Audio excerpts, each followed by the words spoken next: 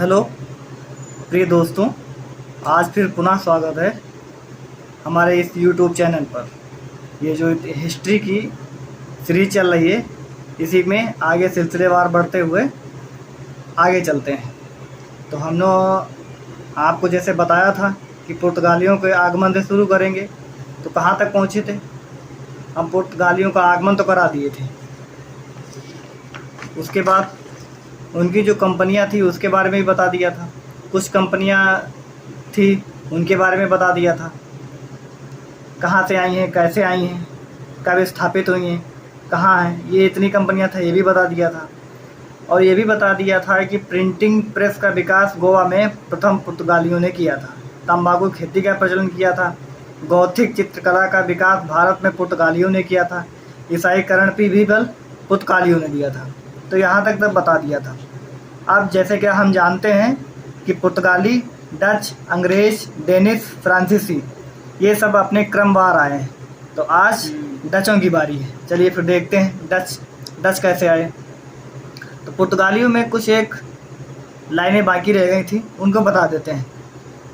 जैसे कि उसमें एक बाकी रह गया था 1661 में ब्रिटिश राजकुमार चार्ल्स द्वितीय, जिसकी शादी हुई थी पुर्तगाली राजकुमारी कैथरीन का विवाह हुआ था।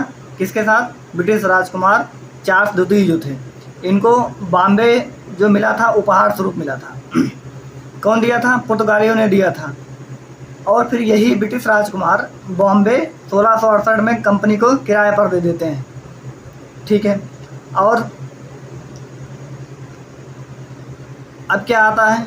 पुर्तगालियों ने कार्टेज आर्मेडा काफिला पद्धति की शुरुआत की थी, जिसको अकबर भी यहाँ से इनको अनुमति लेनी पड़ी थी। इसका मतलब क्या था? कार्टेज आर्मेडा काफिला का ये व्यापार जो होता था समुद्री मार्ग से, और इन लोगों का नियम ये बना रखे थे कि जो समुद्री मार्ग से व्यापार करते हैं, अगर इस पद्धति में अगर वो नहीं लेंगे तो उनके व्यापार नहीं होने देते थे, इसको बाधित करते थे। तो भाई हमारे अकबर को भी लेना पड़ा था। अब देख लेते हैं पुर्तगाली केंद्र कहाँ कहाँ बनाए थे। जैसे गोवा था, दमनदीप था, बॉम्बे था, सोनतोबे था, हुगली था। तो इतनी दूर तक ये इतने जो थे ये सब बनाए हुए थे, इनके ये केंद्र थे। बाकी आप लोगों को इसके पहले की जो चीज़ें हैं हम बता ही दिए हैं। अब देखते हैं इसी क्रम में डच जो आए थे। अब डचों की स्टोरी देख लेते हैं। डच तो एक सरकारी कंपनी थी। तो डच जो थे हमारे कोरोमंडल तट पर आए थे, कोरोमंडल तट पे। और ये कोरोमंडल तट पे आए थे, ये वस्त्र व्यापार को बढ़ावा देते हैं। तो हमारे भारत में जो वस्त्र व्यापार का प्रथम श्रेय दिया जाता है डचों को दिया जाता है।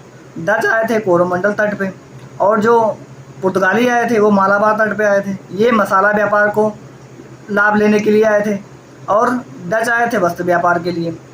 अब डच कंपनी थी 1602 में हॉलैंड में इसकी स्थापना हुई थी। इसका मुख्यालय कहाँ था? ये मुख्यालय कौन बनाए थे? इंडोनेशिया में बनाए थे। भारत का जो व्यापार होता था, भारत जो जिसके अधीन यह व्यापार करता था वो इंडोनेशिया था। वो इंडोनेशिया केंद्र के माध्यम से करता था। ये जो मुख्यालय है इनका इंडोनेशिया में। चलिए ठीक है, आगे देखते हैं। इसी क्रम में क्या हुआ? 1595 और 96 में प्रथम डच नागरिक कार्नेलिस आउटमैन भारत आया। ये कौन था? प्रथम डच नागरिक। अगर हमसे पूछेगा एग्जाम में कि प्रथम डच नागरिक कौन था, कार्नेलिस आउटमैन भारत आया था। अब वो तो हमने बता ही दिया कि कोरोमंडल को व्यापार का आधार था इन लोगों का।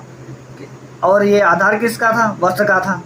इन्होंने पहले अपना जो फैक्ट्री बनाया था, अपना व्यापारिक केंद्र बनाया था। व्यापारिक केंद्र 1605 में मछलीपट्टनम में अपना प्रथम व्यापारिक केंद्र बनाया था। उसके बाद में 1627 में बंगाल के पिपली में डच फैक्ट्री की स्थापना की। अब यहाँ पे याद रखना, ये जो 1605 है ये व्यापारिक केंद्र है, ये मछलीपट्टनम में था इनका। और जो फैक्ट्री है डच फैक्ट्री वो बंगाल की पिपली में थी। ये 1627 में बनाया था। और डच व्यापारिक केंद्र अब देख लेते हैं कहाँ कहाँ ये अपने व्यापारिक केंद्र बनाए हुए थे। तो इसमें था मछलीपट्टनम, पुलकिट, चिनसुरा, कासिम बाजार, कालीकट, सूरत। तो इतनी जगह पे ये लोग अपने व्यापारिक केंद्र बनाए हुए थे। अब देख लेते हैं अब इनकी पराजय कैसे हुई। तो इनको पराजय कैसे हुई? पराजय में तो इन लोगों की पराजय जो हुई थी 1759 में बिदारा के युद्ध में हुआ थी। बिदारा के युद्ध में पराजित हुए थे। इनको पराजित कौन किया था? अंग्रेज़ों ने पराजित किया था। तो अगली स्टोरी अब आने वाली है अंग्रेज़ों पे। इसके बाद अगली स्टोरी आएगी अंग्रेज़ों पे। तो जैसा कि हम जानते हैं, पहले पुर्तगाली आए,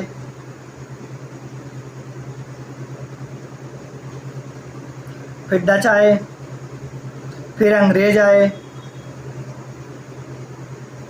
फिर डेनिश आए, फिर इधर लिख लेते हैं फ्रांसीसी आए,